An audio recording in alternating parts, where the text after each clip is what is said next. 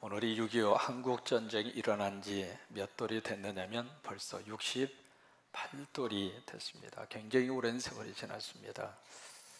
톨스토이가 그런 이야기합니다. 인간이 저지를 수 있는 범죄 가운데 최악의 범죄 하나를 꼽으라면 그것은 전쟁이다.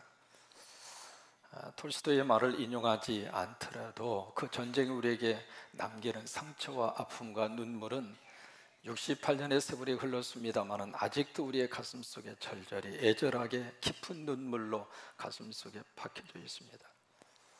3년 1개월이라고 하는 그 전쟁의 기간 동안에 그 전쟁 통해 죽어간 사람이 300에서 450만 명에 이를 정도가 됐고, 또 이산 가족의 1000만 명에 육박하는 가족이 서로 헤어져서 생사를 알 수 없을 정도로 지금도 가슴앓이를 하면서 살고 있고, 어떤 사람은 그렇게 이야기합니다. 6.25 한국전쟁은 잊혀진 전쟁이라. 여러분, 잊혀진 전쟁일 수가 없습니다. 그 전쟁은 아직 끝난 게 아닙니다. 아직도 그 전쟁이 진행 중인 상태 속에 있고, 전쟁이 벌어진 지 딱 3일 만에 서울의 수도가 함락을 당할 정도로 말 그대로 속수무책으로 소련의 탱크를 몰고 넘어오는 북한 괴뢰군을 향하여 마땅히 대적할 수 있는 준비도 되어져 있지도 않았고, 정부가 무엇을 할 수 있는 힘도 없었고, 아무것도 못하는 상태에서 말 그대로 밀려오듯이 결국 밀려서 어디까지 밀렸어요? 낙동강 하구까지 밀려서 조그마한 그 부산을 중심으로 한 그 땅 위에는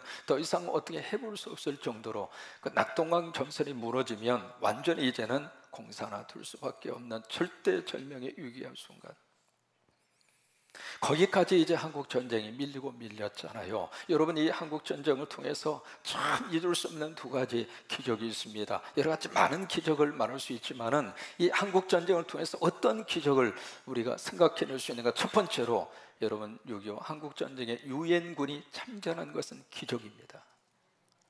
유엔이라고 하는 조직이 형성이 된 다음에 어느 나라에서 일어났던 그 전쟁 속에 유엔군 이름으로 참전한 역사가 그때가 최초입니다.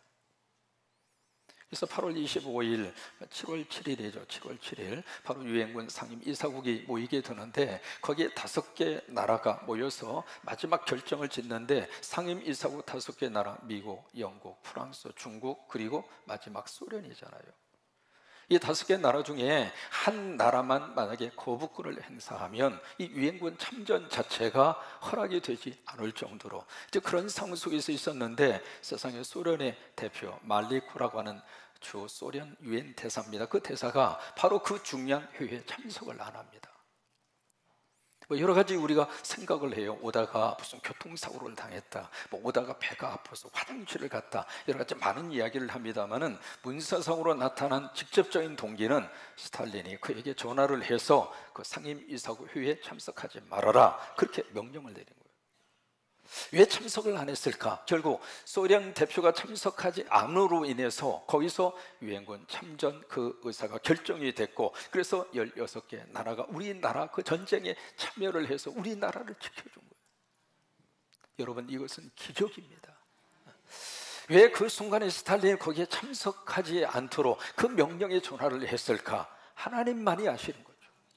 물론 여러 가지 계획이 있었고 작전이 있었겠습니다만은 그 모든 것을 역사하고 끌고 가시는 분은 하나님이시잖아요. 하나님이 우리 민족을 살리려고, 하나님 우리 민족이 공산화 되는 것을 원하지 않으셔서 그래서 기적을 주신 거예요. 또 두 번째 기적은 인천 상륙작전입니다.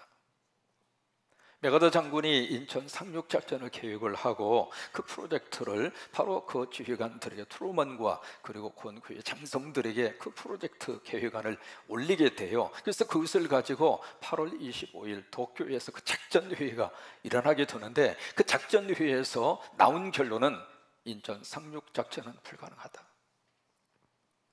처음에 거부를 했습니다. 그리고 트루먼 대통령도 이것은 무모한 작전이다, 허락을 하지 않겠다, 이제 그 정도 분위기로 이렇게 쏠려 들어가는데, 그것을 고집스럽게 이것은 인천 상륙작전 외에는 방법이 없습니다. 고집스럽게 밀고 간 사람이 메가더 장군이에요. 메가더 장군인데 그 회의에서 안 되는 이유 두 가지를 이야기합니다. 첫째는 인천이라고 하는 그 장소가 간만의 차이가 너무 심하다.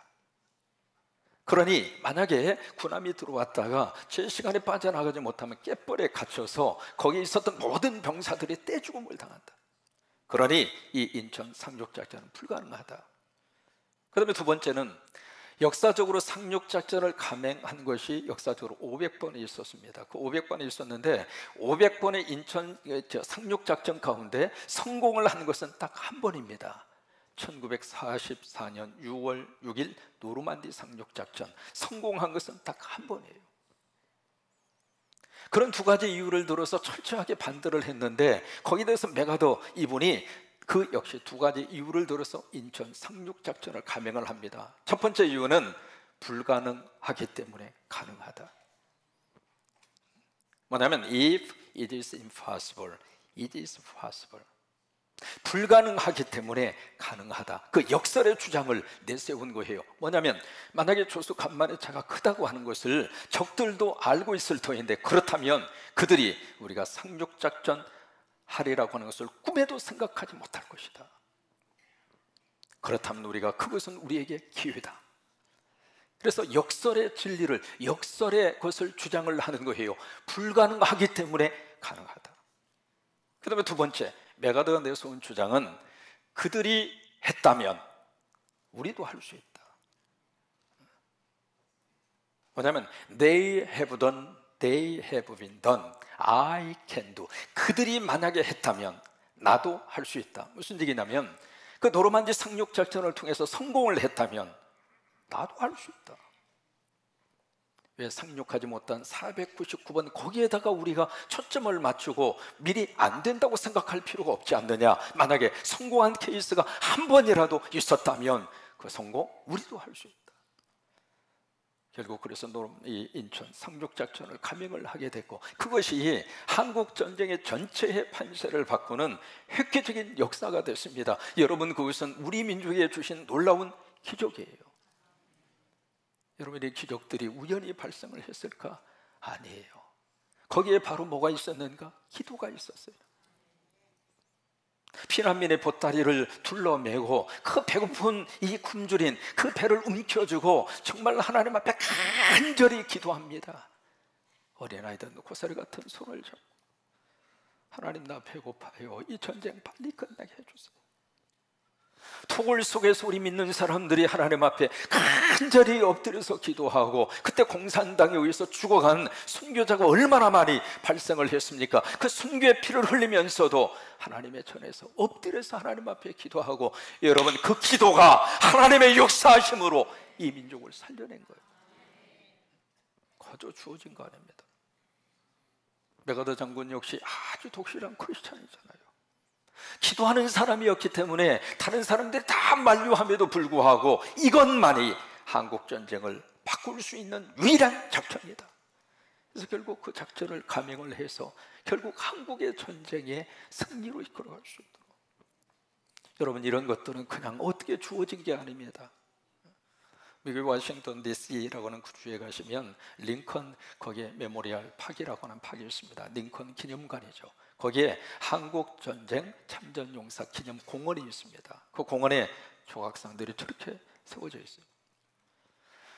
그 공원 바로 입구에 거기에 비석이 하나 세워져 있습니다. 한반도 모양의 그림이 지도가 그려져 있고 38선이 그려져 있어요. 그리고 위에 코리아라고 하는 단어가 있습니다. 저는 저 단어가 참 가슴속에 와닿아요. 사우스 코리아, 노스 코리아가 아니라 코리아라 이 말이에요. 여러분, 우리 민족은 한 민족이에요. 지금 이념과 갈등 때문에 나누어져 있습니다만은 우리 민족은 코리아라 이 말이에요. 저는 그래서 저게 참 하나님의 어떤 메시지가 있다고 생각을 해요. 우리 스스로가 남한과 북한 자꾸 분리하고 갈라서려고 하지 말고 우리는 코리아라 그 말이에요. 그래서 그 밑에 영어 단어로 그렇게 써놨어요. Freedom is not free. 자유는 그냥 거저 주어진 것이 아니라고 하는 거예요. 유엔군 16개 나라 참전 가운데 가장 많은 병사를 파송한 나라가 미국이죠. 이 땅에 와서 미군 36,000명이 죽습니다. 한두 사람이 죽은 게 아니에요. 미군 10만 명이 실종을 하거나 부상을 당했습니다. 그 당시에 코리아라고 하는 나라 누가 알아주긴 하셨습니까? 근데 그 나라 속에 그 젊은이들이 와서 땀 흘리고 희생하고, 그렇게 해서 지금 우리가 누리고 있는 자유 그냥 주어진 거 아니에요. 우리가 노력하고 우리가 애를 써서 그 전쟁에서 우리가 승리해서 지금 이 자유를 누리고 있고 얻고 있는 것이 아니라 누가 주셨어요? 크게 누가 주셨어요? 하나님의 은혜입니다. 이거 잊어버리면 안 됩니다. 근데 세월이 흐르다 보니까, 68년의 세월이 흐르다 보니까 전쟁을 알지 못하는 세대가 일어났습니다. 지금 대부분 여러분 전쟁을 알지 못하잖아요. 연세 드신 분들 외에는 6.25 전쟁을 몸으로 체험한 우리 어르신들이 몇 분 안 계시잖아요. 이제는 전쟁을 알지 못하는 제너레이션 세대가 더 많이 이 땅에 태어났다 이 말이에요. 잊어버리는 거예요. 하나님이 주셨던 은혜도 잊어버리고, 하나님이 우리 민족을 어떻게 역사하시고 어떻게 도와주시고 그것도 잊어버리고. 여러분, 우리 민족 가운데 하나님의 놀라운 축복이 있습니다. 그 중에 하나가 저는 애국가라고 생각을 해요. 여러분, 애국가 가사 가운데 누가 보호하사, 거기만 같이 한번 부릅니다. 시작. 하나님을 그렇게 부르면 안 돼요. 크게 힘있게 시작. 아이, 지금 인원수가 몇 명인데 크게 하나님 부를 때는 여기서부터 하나님이 나와야 돼요. 시작.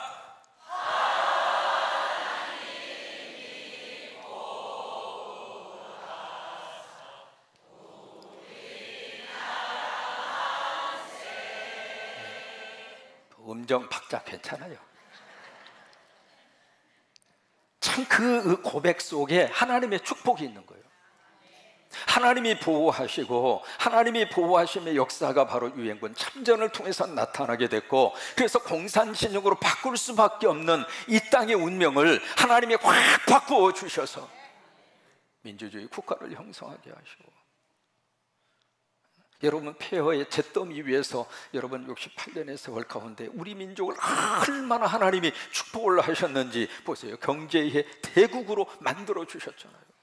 가난했던 나라, 못 먹던 나라, 지지리도 참 먹을 것이 없어서 배고픈 배를 움켜쥐어야 할 수밖에 없었던 우리 민족.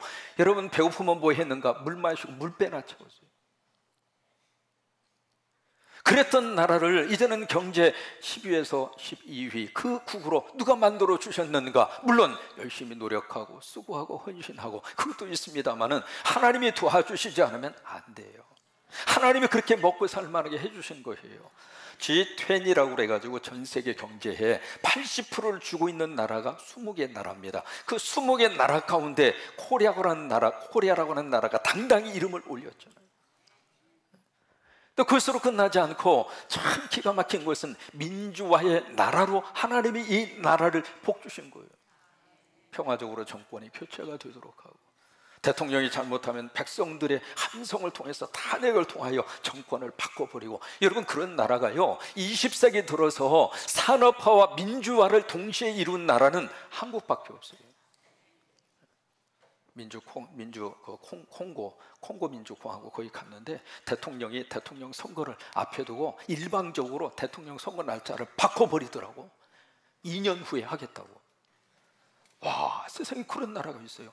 이제 그 대통령 선거가 금년입니다. 금년 12월 24일 날 하거든요. 지난번에 콩고에서 왔던 친구들에게 금년은 대통령 선거 할 것 같아? 그렇게 물어보니까 그때 가봐야 알겠대요. 그런 나라가요 한두 나라가 아닙니다. 그러니까 이 나라 속에 지금 뭐가 있는가? 하나님의 은혜가 있어요. 그 은혜가 지금 흘러가고 있어요. 여러분, 이거 잊어버리면 안 됩니다. 전쟁을 모르는 세대라 하더라도 이 전쟁을 통해서 하나님이 허락하시고 하나님이 도우셨던 그 하나님의 은혜를 잊어버리면 안 된다 이 말이에요. 사사기에 보시면 이스라엘 백성들이 가나안 땅에 살면서 전쟁을 모르는 세대가 자꾸 일어나면서 그들 속에 뭐가 있었는가? 하나님의 은혜를 잊어버렸어요. 그 가나안 땅 그저 와서 산 게 아니거든요. 공짜로 들어와서 산 게 아니에요. 이미 7 족속이 그들이 자리를 잡고 있는 그 순간에 그냥 가서 치열한 싸움과 전쟁을 통해서 가나안 땅을 얻은 거예요. 전쟁을 모르는 세대는 그걸 잊어버린 거예요. 사사기의 마지막 딱 한 줄로 사사기의 마지막 절 그렇게 마감을 하고 있습니다. 저들에게 왕이 없었으므로 각자 자기들의 원하는 소견에 옳은 대로 행하더라. 전쟁을 모르는 세대가 그렇게 흘러갈 수 있는 가능성이 많아요. 여러분 6.25 68주년을 맞이하면서 다시 한번 하나님의 은혜를 꼭 기억하고, 하나님 떠나면 우리는 못 살아요. 하나님 의지하고 살아야 우리 민족이 살아요. 하나님 붙들고 살아야 하나님 우리나라를 도와주세요. 누가 우리나라를 도와줄까? 하나님이 도와주셔야 돼요. 누가 보호할까? 하나님이 보호를 해주셔야 돼요. 그래서 간절히 기도합니다. 주님, 더 이상 이 땅에 전쟁이 일어나지 않게 하여 주옵소서. 정말 간절한 마음으로 하나님 이 땅에 전쟁이 더 이상 일어나지 않게 하여 주옵소서. 핵에 대한 문제도 하나님 해결해 주시기를 바라고, 종전이 선언되도록 하나님이 도와주시고, 이제는 평화의 이 땅이 될 수 있도록 하나님이 꼭 함께하여 주옵소서. 여러분 그렇게 기도하기로 약속하시면 손들고 아멘. 다시 한번 손들고 아멘. 그래요. 기도하셔야 돼요. 마가 13장 전체에 이 장을 할애를 해서 예수님이 지금 다루고 있는 주제는 에스카톨로지, 종말이라고 하는 문제를 다룹니다. 이 종말은 두 가지 의미를 가지고 있습니다. 첫째로 그 당시에 이 종말이라고 하는 말을 듣는 그 당시에 유대인들의 입장으로서는 바로 그 나라의 멸망을 말합니다. 그래서 예루살렘의 그 성전을 이야기하시면서 돌 위도 돌 하나도 남기지 않고 무너지리라. 그러니까 그 말을 들은 제자들이 물어요. 언제 이런 일이 일어나겠습니까? 그때 그 언제라고 하는 것은 언제 이 예루살렘 성전이 무너지겠습니까? 언제 이 예루살렘 성전이 망하겠습니까? 거기에 대한 제자들의 질문이거든요. 그 질문에 대해서 예수님은 그때는 하나님의 소관이다. 그러니 그때에 대해서는 너희가 알 바 아니다 하고 분명하게 말씀을 하셨어요. 근데 그 종말이 언제 일어나게 됐는가? 바로 AD 66년, 바로 유대와 로마 사이에 전쟁이 일어나게 돼요. 전쟁이 일어나면서 그 전쟁이 3년 동안 4년 동안 일어나게 되는데, 그 4년 만에 AD 70년에 티투스라고 하는 장군이 와서 완전히 예루살렘을 초토화를 시켜버립니다. 그때 그 전쟁이 얼마나 급박하고 얼마나 그 전쟁이 컸는지를 15절, 16절, 17절이 말씀하고 있는 거예요. 지붕에 있다면 내려갈 시간도 없다 그 말이에요. 밖에 있다면 집으로 들어갈 시간도 없다 이 말이에요. 그래서 애기 뵌 자, 아기에게 젖주는 자들이 화가 있을지로다. 무슨 얘기냐면 그때의 전쟁이 그렇게 처절했다 그 말이에요. 근데 또 하나, 이 종말 문제는 이 이스라엘 백성들이 있어서 국가적으로 나타난 그 역사적인 현실, 그것을 의미하기도 하지만, 두 번째로 이 종말은 이 땅 위에 마지막 일어나게 될 종말 문제를 함께 다루고 있는 거예요. 그래서 그 종말의 징조, 종말의 사인, 그것을 세 가지로 말씀을 하십니다. 첫째로 종말에 어떤 사인과 징조가 일어나게 될 것인가? 첫째로 영적인 징조와 사인이 일어나게 될 것이다. 그 영적인 그 사인은 바로 뭐냐면 사이비 그리고 이단들이 극성을 떨 것이다. 내가 예수다, 내가 재림 예수다, 내가 하나님이다, 내가 성령님이다, 그렇게 주장하는, 지금도 그렇게 주장하고 있잖아요. 신 누구누구지, 이 누구누구 교주, 자기가 성령님이라고 지금 주장을 하고 있잖아요. 그런 사람이 한국에 한두 사람이 아니에요. 이것은 말세의 종말에 나타나게 되는 영적인 현상, 징조 가운데 하나라고 하는 사실입니다. 그리고 두 번째, 어떤 징조가 일어나게 될 것인가? 사회적인 징조와 사인이 일어나게 될 것이다. 이 사회적인 징조는 두 가지입니다. 난리와 난리, 그리고 전쟁에 대한 소문을 듣게 될 것이다. 여러분, 이 전쟁은 없어지는 것이 아니라 전쟁이 더 많아진다고 하는 거예요. 이게 말세에 나타나는 현상 가운데 하나라고 하는 거예요. 그리고 세 번째로 어떤 징조가 나타나게 될 것인가? 바로 자연적 징조를 나타나게 될 것이다. 그렇게 말씀하세요. 이 자연적인 징조는 두 가지를 말씀을 하십니다. 첫째로 기근과 두 번째로 지진에 대한 문제입니다. 그래서 마지막 때가 되면 이 기근과 지진이 여러 군데에서 많이 발생을 하게 될 것이다. 이것이 여러분 자연적인 현상으로 끝나는 것이 아니라 이 자연 질서 속에 하나님의 메시지가 있다 이 말이에요. 여러분, 지진이 말이죠, 갈수록 지금 많아지고 있습니다. 통계를 보니까 18세기의 지진이 441번 일어났습니다. 440번 정도 일어났어요. 그 다음에 한 세기 지나서 19세기에는 지진이 몇 번 일어났느냐면 2119번 나왔습니다. 한 세기를 지나면서 지진이 3배로 늘어난 거예요. 근데 20세기 들어서서 지진이 몇 번 발생을 했느냐면 2만 번 발생했습니다. 한 세기가 지나면서 지진이 무려 10배, 100배로 늘어난 거예요. 지금 그런 시대 속에 살고 있는 거예요. 지금 한국도 지진 안전지대가 아니잖아요. 지금부터 2년 전 2016년 경주에서 진도 5.8 지진이 일어났잖아요. 작년에 포항에서 진도 5.4 지진이 일어났잖아요. 지금 우리가 훈련하는 것 가운데 지진 대피 훈련 가끔씩 하고 있잖아요. 이제 한국도 지진 안전지대가 아니에요. 저는 지진이 많이 발생하는 LA 지역에서 20년 살다가 왔어요. 거기는 참 잊어버릴 만하면 흔들어 주세요. 그냥. 와. 처음에는 이제 뭣도 모르고 아이고 하고 정신, 이게요 보통 일이 아닙니다. 1994년 1월 17일 새벽 4시 31분, 제가 살던 동네에서 40분 정도 북쪽으로 올라가면 노스로지 밸리라고 하는 지역이 있습니다. 그 지역에서 강도 7.1의 강진이 일어났습니다. 그 지진 얼마 동안 흔들었는가? 딱 20초 흔들었습니다. 20초 흔들었는데 4만 채의 건물이 와르르 무너졌습니다. 그때 죽은 사람이 60명입니다. 부상당한 사람이 5,000명이 넘습니다. 지진, 여러분 말이 그렇지 이게요 무서운 재앙이에요. 근데 그 놀스리즈 제가 아는 목사님이 사셨어요. 근데 그 목사님 별명이 군뱅이야. 얼마나 들어 터졌는지. 그래서 이분이 아파트 3층에 살았거든요. 이게 지진이 나면은 빨리 밖으로 나와야 돼요. 다른 방법이 없어요. 그러니까 쏜살같이 밖으로 나와서 건물에서 좀 떨어진 지역에 그래야 사람이 살게 되는데, 그래서 이제 지진이 일어나는 거 새벽 4시 31분에 그래서 이제 산모님이 두 아이가 있었는데 두 아이를 들쳐업고 그리고 쏜살같이 밖으로 나온 거예요. 참 어머니는 강합니다.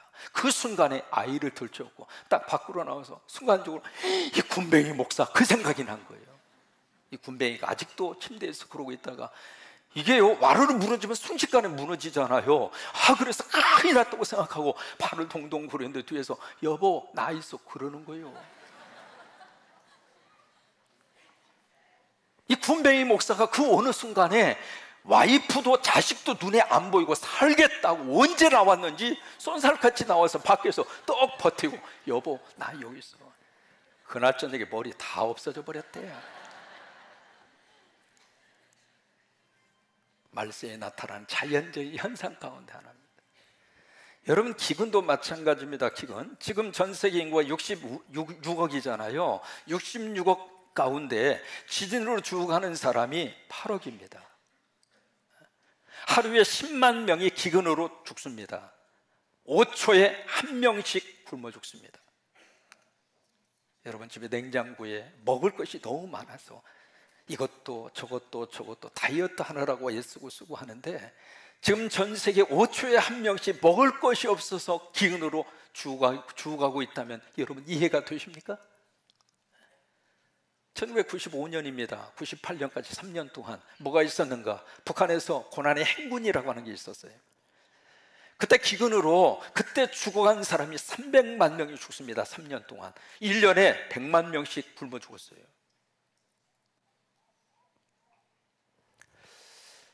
이것을 왜 말씀을 하고 있는가? 이 종말의 때에 지금 어느 때인가 알고 살아라 그 말이에요.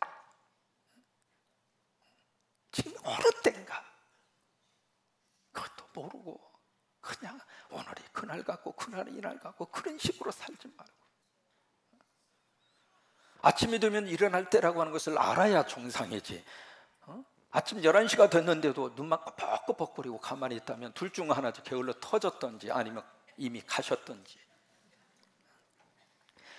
때를 알고 살아야 그게 지혜로운 사람이지. 11시 예배, 주일날 11시가 되면 이렇게 하나님의 전에 와서 예배 드릴 줄 아는 사람이 복받은 사람이지. 주일날이고 11시인데도 불구하고 예배가 있는지 없는지조차도 모르고. 왜 예수님이 한 장을 할애를 해서 이렇게까지 말씀을 하고 있는 것인가? 지금이 어느 때라고 하는 것을 알고 그 다음에 정신을 차리고 영적으로 잘 준비해서, 그래서 하나님의 나라의 백성으로 그렇게 준비하고 살아라고 이 말씀을 주시는 거예요. 그러면 마지막 때에 우리가 깨어있는데 어떤 식으로 우리가 깨어 있어야 할 것인가? 성경 우리에게 몇 가지로 말씀을 하시고 있습니다. 첫째로 이 종말의 때에 가장 중요한 것은 바로 기도입니다. 18절에 보시면 그렇게 말씀을 하세요. 이 일이 겨울이 일어나지 않도록 어떻게 해라? 기도해라, 그 말이에요. 누가 21장 34절로 36절, 이 부분을 메시지라고 하는 유진 피터슨 목사님이 번역한 성경이 있어요. 아주 쉬운 말로 번역을 했거든요. 그 번역 성경으로 잠깐 같이 한번 읽어요. 시작. 너희는 조심하여라. 너희의 예민한 기대감이 파티나 음주나 쇼핑 때문에 무뎌지지 않게 하여라. 그렇지 않으면 그날이 불시에 너희를 덮치고 덫과 같이 갑자기 너희를 잡을 것이다. 그날은 모든 곳에서 모든 사람에게 동시에 임할 것이다. 그러니 너희는 무엇을 하든 방심하지 마라. 닥쳐올 모든 일을 끝까지 견뎌내고 마침내 인자 앞에 설 힘과 분별력을 얻도록 끊임없이 기도해요. 기도밖에 없어요. 나라를 위해서도 기도하고, 여러분 자신을 위해서도 기도하시고, 내 영적 삶을 위해서도 기도하시고. 기도가 끊어지면 끝난 거예요. 아무리 건강하고 튼튼해도 코 막고 입 막고 나 호흡 멈추고 그냥 평생 살아볼래요? 그런 사람 살 수 있어요? 기도하셔야 돼요. 두 번째로 마지막 때에 깨어있는데 무엇으로 깨어있어야 할 것인가? 결국 오직 예수입니다.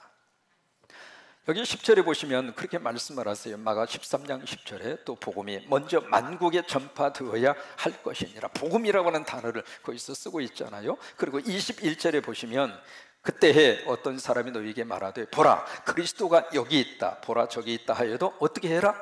믿지 말라, 그 말이에요. 그 무슨 말이에요? 누구만 믿으라 이 말이에요? 예수님만 믿으라, 그 말이에요.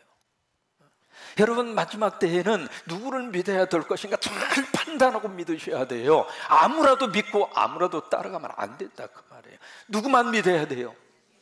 차상령이 믿어야 돼요? 믿어서는 안 돼요? 믿어야 돼요? 믿지 말아야 돼요? 안 믿어야 되지. 차상령이 그게 무슨 별거라고 믿어?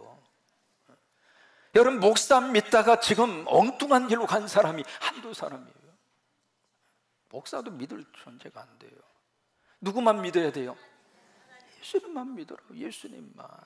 다른 거 믿으라고 자꾸 이야기하는 순간 그 잘못된 사람들이에요. 우리가 믿을 대상은 오직 딱 한 분입니다. 누구만 믿어야 하는가? 예수만 믿어야 돼요. 세 번째로 우리가 깨어 있어야 돼. 왜 깨어 있어야 될까? 예수님은 분명히 다시 오세요. 예수님의 재림과 종말은 같은 말입니다. 예수님이 다시 오시는 순간 이 땅은 종말로 가는 거예요. 올라가신 대로 다시 오심하고 약속을 하셨는데 오늘도 26절에 보시면 그렇게 말씀을 하시잖아요. 그때의 인자가 구름을 타고 큰 권능과 영광으로 오는 것을 사람들이 어떻게 하리라? 오신다, 그 말이에요. 오신다. 그래서 성경 마지막을 끝내기 전에 계시록 22장 20절 말씀에 마지막 성경의 피어리들을 찍기 전에 하신 말씀이 있습니다. 뭐라고 말씀을 하셨는가? 이것을 증언하시니가 이루시되. 뭐예요? 이것은 뭐예요? 요한계시록 아닙니까? 그 계시의 말씀을 증언하신 분이 누구예요? 누구일까요? 하나님이죠. 예수님이고 성령님이죠. 그분이 말씀을 하시되 내가 진실로 어떻게 하리라? 크게 내가 진실로 어떻게 하리라? 크게 내가 진실로 어떻게 하리라? 어느 목사님이 그 교회에 처음으로 담임 목사가 돼서 설교를 하시는데 이 주제를 가지고 설교를 하신 거예요. 내가 진실로 속히 오리라. 그때 처음 설교하다 보니까 막 긴장도 되고 원고도 하나도 안 보이고 성도들 눈이 두 개씩 반짝반짝 빛나고, 그래서 이제 이 목사님이 긴장을 한 거예요. 그래서 이제 강대상을 확 잡고 시골 교회에서 내가 진실로 속히 오리라 해도 아무래도 기억이 나야 말이지. 그러니까 땀은 펄펄 날고 내가 진실로 속죄라 그래도 기억이 안 나는 거야. 다시 한번 배에다 힘을 들어가 진실로 속죄오래라 하고 세게 이야기하다가 손이 미끄러져서 앞에 있는 권사님 품에 가서 안겨버린 거예요. 근데 그 권사님이 그 교회에서 보통 분이 아니야. 우리 성광교회는 없는 그런 권사님이야. 그 품에 딱 안긴 거예요. 얼마나 이 새로운 목사가 창피하기도 하고 미안하기도 하고. 그래서 권사님 죄송해요. 그 권사님 말씀이 더 은혜스러워. 목사님이 3번씩이나 오리라고 말씀을 하셨을 때 내가 준비하고 있어야 되는데 내가 준비 안 하고 있다가 목사님이 아유 죄송해요 내가 준비하고 있었어야 되는데 참 은혜가 충만한 권사님이야.